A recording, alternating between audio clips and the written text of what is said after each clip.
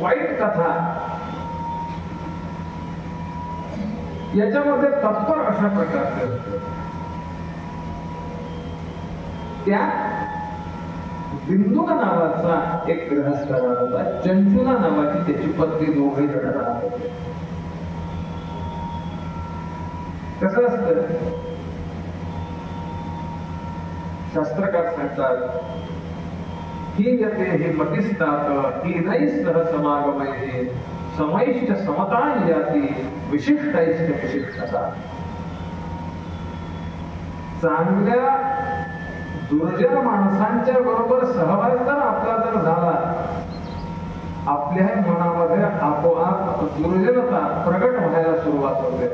आणि सज्जनांच्या संगतीत आपण जर राहायला सुरुवात केली तर आपण हळूहळू सज्जन व्हायला मदत होते. म्हणून आपल्याकडे एक लहानपणी सुंदरपणे श्लोक म्हणले जात असे, सुसंगती सदा घडो, सुजन वाक्य कानी पडो, कलंक मतीचा घडो, विषय सर्वथा नावडो. सुसंगती सदा घडो, चांगल्यांची संगत मला नेहमी असली पाहिजे. समाजामध्ये 10% लोक हे असे असतात की जे काही केलं तरी खराबच असतात. 10% लोक असे असतात ते काही केलं तरी चांगलेच असतात. 80% जे आहेत हे कोणत्या 10%च्या सहवास येतात त्याच्यावर अवलंबून समाज कसा बनणार. मला सांगा, अयोध्येमध्ये एवढं चांगलं होते, मंथरा होती की नाही? ती सुधारली का कधी? नाही. लंकेमध्ये एवढं खराब होतं, विभीषण होता की नाही? तो बिघडला का? नाही. न बिघडणारे आणि न सुधारणारे हे प्रत्येक समाजात असतात. फक्त माणूस कोणाच्या मागे जातो याच्यावर तो समाज कसा आहे ते अवलंबून राहतो. हा जो बिंदुक होता आणि चंचुला जी होती चांगले होते, पण वाईटांच्या संगतीत लागले आणि या बिंदुकाने वेश्येबरोबर राहायला सुरुवात केली.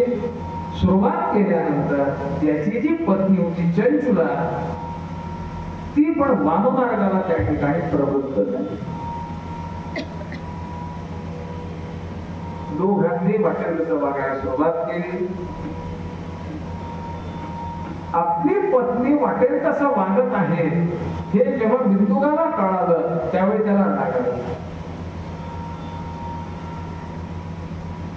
लक्षात ठेवा, माणूस किती जरी वाईट वागला तरी ज्याच्यावर आपलं प्रेम असतं त्याने वाईट वागू नये असं मात्र आपल्याला वाटत असतं. किती माणूस दारू पिणारा असतो, पोराने दारू पिणे वाटतं का? मी तुला तर चालेल पण तू पिऊ नको.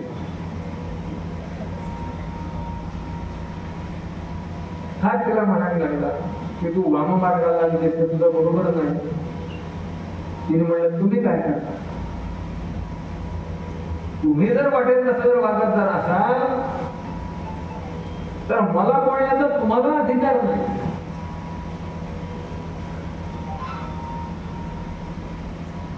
आणि म्हणून आपण कसं वागायचं हे आपण आपल्या हातात ठेवावं, म्हणजे लोकांना आपल्याला त्या ठिकाणी चांगलं सांगण्याचा अधिकार प्राप्त होतो.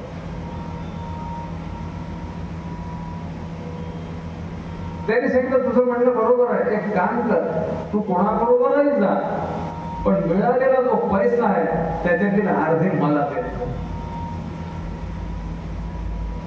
अशा पद्धतीचं त्यांचं जीवन सुरुवात झालं. माणसाचा अधःपात एकदा सुरुवात झाला म्हणजे तो किती अधःपात होईल काही सांगता येत नाही. आणि अशा तऱ्हेने जात जात जात जात प्रसंग एकदा अशा प्रकारचा आला. त्या बिंदुकाचं मरण झालं. मृत्यूनंतर नरकाची दुःख त्याला त्या ठिकाणी भोगावी लागली आणि विंध्य पर्वतावर अक्षरशः महाभयंकर अशा प्रकारचा पिशाच म्हणून त्याचा जन्म झाला. ज्याच्या जीवनातील दुर्वासना या पूर्ण झालेल्या नाहीयेत अशी व्यक्ती पिशाच्य होती म्हणून सांगितली. आणि ती पिशाच्य झोडणारी व्यक्ती ती स्वतः तर त्रास करून घेतेच नाही असं नाही, पण त्याबरोबर ती दुसऱ्यांना पण त्रास देते, आपल्या कुलाला पण त्रास देते. आणि म्हणून काशीमध्ये पिशाच्य मोचन तीर्थ नावाचं एक तीर्थ आहे. ज्याच्या घरामध्ये ज्याच्या कुलामध्ये अशा पद्धतीची वाईट घटना घडत असतात, मग ज्योतिषी सांगतात की बाबा तुम्ही पिशाच्य मोचन क्षेत्रावर जा आणि श्राद्ध करा, म्हणजे मग तुमचं चांगलं होईल.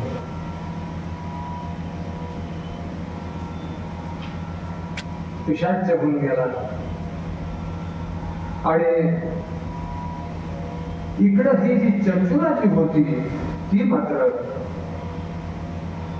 तशीच त्या ठिकाणी राहिली. आणि माणसाचा अभिनय कधी कसा होईल काही सांगता येत नाही. बघा,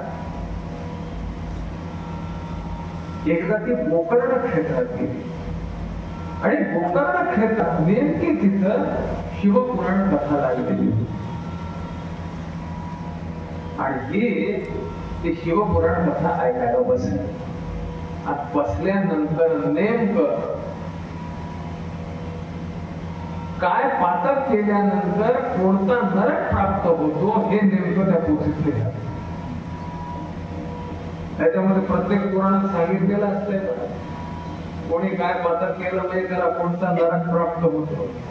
मी ते सांगत नाही शक्यतो, कारण त्याच्यामध्ये आपण कुठे ना कुठेतरी सापडतो. ओके, घरी आलेल्या अतिथीला जो विनाकारण हा का आला असं म्हणून वागण्या नजरेने बघतो, तो काकतुंड नावाच्या नरकात पडतो. तिथं कावळे त्याचे डोळे फोडतात म्हणून सांगितलेलं आहे. कधी कधी होतं की नाही असं, एखादी सुंदर अशा प्रकारची टीव्हीवर मालिका लागलेली असावी आणि नेमकं कोणतरी शेजारचं यावं गप्पा मारायला.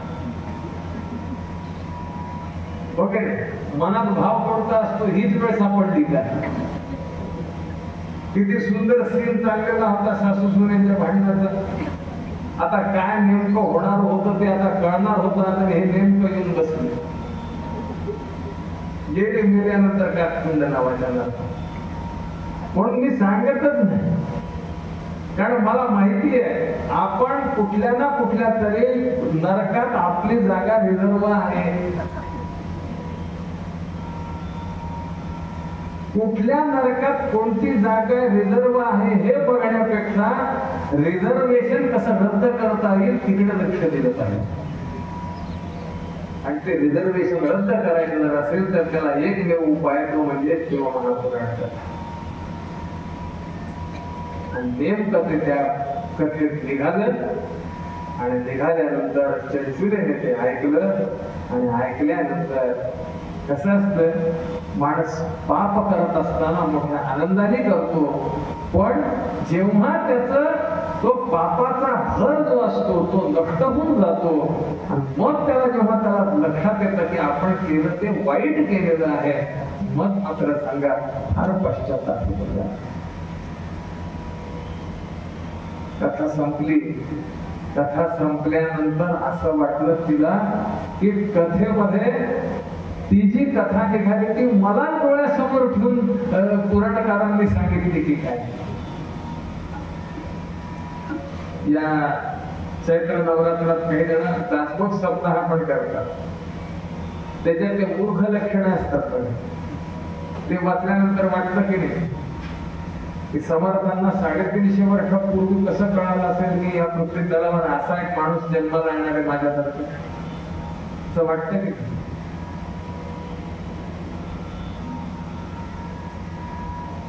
भयंकर तिला पश्चाताप झाला आणि पश्चाताप झाल्यानंतर गेली, साष्टांग नमस्कार केला. काय करावं, माझ्या हाताने सगळी पातकं घडले. तुम्ही जी आता पातकं सांगितलेली आहेत ती सगळीच्या सगळी पातकं माझ्याकडून घडलेली आहेत. पण मला असं वाटतंय की मला नरकात जायचं नाही. नरकातून वाचण्याचा कोणता उपाय असेल तर सांगा, मी त्या पातकांपासून मला दूर जाईल. मला नको. बाबा दृष्ट्या काले प्रबुद्धासे शिवानुग्रह तो वरा. तुझं नशीब चांगलं म्हणून तुला योग्य काळी योग्य ते ऐकायला मिळालं. कोणी कथा कीर्तन प्रवचन कशा करता लावायची, कारण काय, यासाठीच लावायचं. आमचं काय चुकतंय हे आपण याच्यातून तपासून घ्यायचं आणि ते तपासून घेऊन त्याच्यात कशी सुधारणा करता येईल याचा प्रयत्न करत राहा. सगळी तर सुधारणा आपल्या हातून होणार नाही, आपल्याला माहिती आहे, सांगणाऱ्यालाही माहिती, पण निदान चांगलं काय आणि वाईट काय हे तरी निदान आपल्याला कळालं पाहिजे.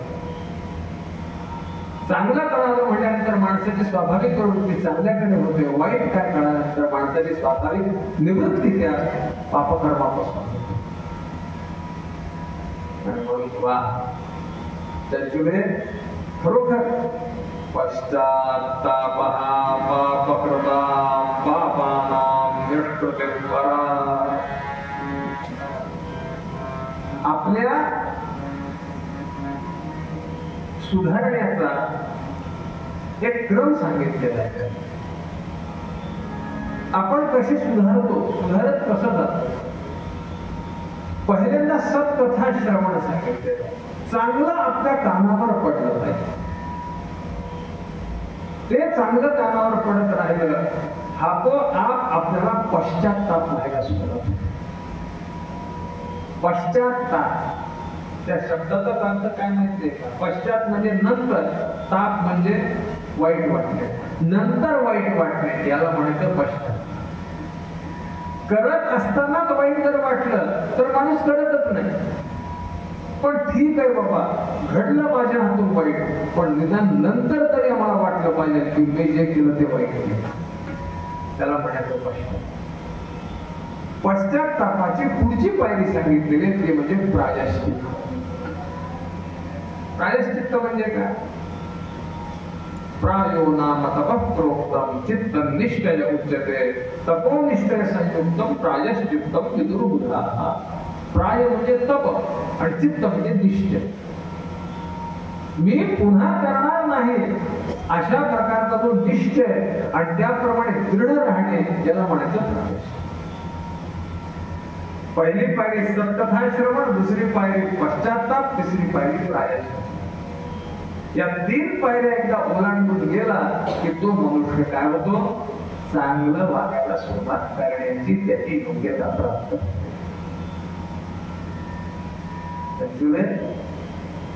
तुझं योग्य अशा प्रकारचं नशीब चांगलं म्हणून तू सत्कथा ऐकायला उपस्थित राहिली. कसं आहे, कथेचं फल कोणतं? कथा कशा करता ऐकायचं? कसं होतं त्याच्यामध्ये? आपल्या नांदेडला दर 2-3 वर्षांनी मोठे मोठे तिकडचे वृंदावनचे महाराज येतात. कधी रमेशजी ओझा येतात, कधी प्रदीप मिश्रा येतात, कधी देवकी नंदन येतात. ते कोण 60-60, 70-70, 1-1 लाख लोकांची गर्दी असते. 8-10 वर्षापूर्वी असे एक मोठे महाराज आले होते. म्हणलं आपण पण जावं म्हणून गेलो. त्याला घोळ कसा देणार? त्याला काम म्हणले कुठं जातो? म्हणले कथेला चालतो. म्हणलं कशा करता? तुम्हाला माहित नाही का? म्हणले काय? त्या महाराजांचा आवाज फार छान आहे. देवाची भजनं जुन्या हिंदी गाण्यांच्या चालीवर फार सुंदर म्हणतात, म्हणजे ते ऐकण्यासाठी चालतात. ठीक आहे, काय पुढे गेलो. पुन्हा एक गोळ काढायचा. कुठं निघाला? म्हणजे कथेला. काय म्हणलं? तुम्हाला माहित नाही? म्हणजे काय? कथा झाली की लगेच नाव कसा जायचं?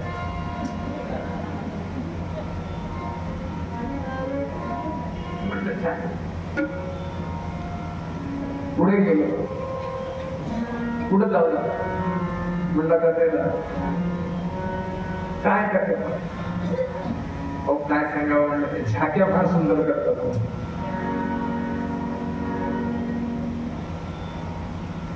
पुढे गेलो, पुढे चाललं कथेला कशा भागवत कथा पुण्य केवढं. मला सांगा ती जी उत्तरं जी दिलेली होती ती खरी आहेत का खोटी? खरीच आहे का वाईट आहेत का? मान्य आहे हिंदी गाण्यांच्या सिनेमांच्या चालीवर म्हणत असतील पण भजनच म्हणतायत ना, देवाचंच नाव घेत आहेत ना, वाईट करतायत काय? चांगलंच आहे, प्रसादासाठी चालले ठीक आहे ना, कथा ऐकतात प्रसाद घेतात काय वाईट काय? इतर कोणतं पुण्य संपादन करायला चालले एवढी मोठी गोष्ट. पण मी तुम्हाला सांगतो ही सगळी कथेची फलं आहेत नाही असं नाही, पण मुख्य फल नाही. आपल्या शास्त्रकारांनी 2 प्रयोजन सांगितलेली आहे, गौण प्रयोजन, दुसरा परम प्रयोजन. गौण प्रयोजन याचा अर्थ जे दुसरीकडे सुद्धा मिळू शकतं त्याला म्हणायचं गौण प्रयोजन, आणि जे फक्त याच्यानेच मिळू शकतं त्याला म्हणायचं. एक साधं उदाहरण देतो म्हणजे आपलं लक्षात येईल.